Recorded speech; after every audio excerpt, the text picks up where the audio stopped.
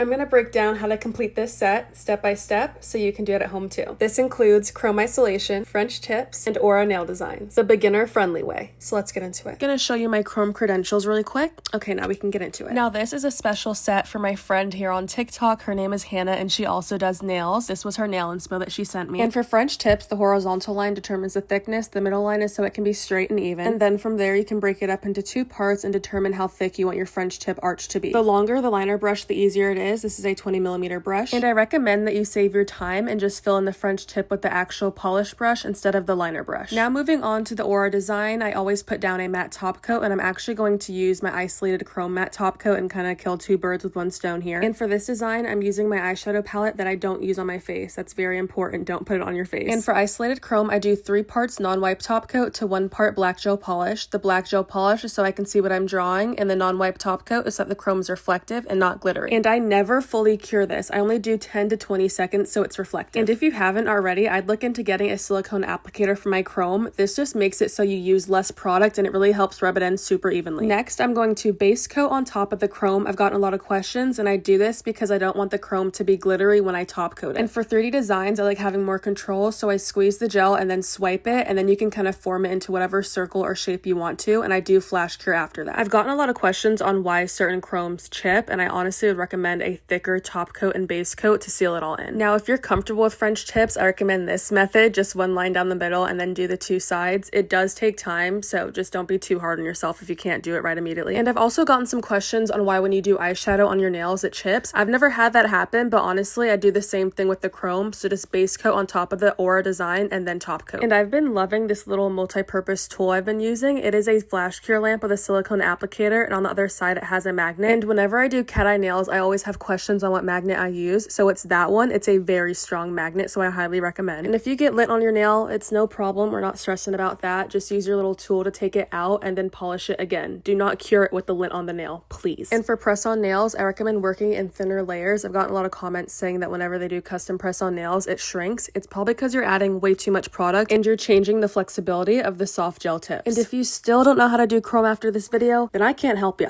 No, I'm just kidding. But on the real, it feels like I've made millions of videos on how to do chrome, in particular isolated chrome. I even made a video of 4 different ways of how you can isolate your chrome to make sure that at least one method works for you. And you can find all those videos and more at the top of my page in the nail tutorial collection. Because I promise if you have a question, I've most likely answered it in this video or my other videos. These nails were super fun to make. They kind of give me hyper sigillism vibes. If you have any questions on the products I used, they're all in my storefront under nail recreation. I hope you like how these nails turned out, Hannah, and everyone stay tuned for part 2 where I show you guys the process of me making my second custom press-on set for her. And as always, if you have any questions, leave them down below.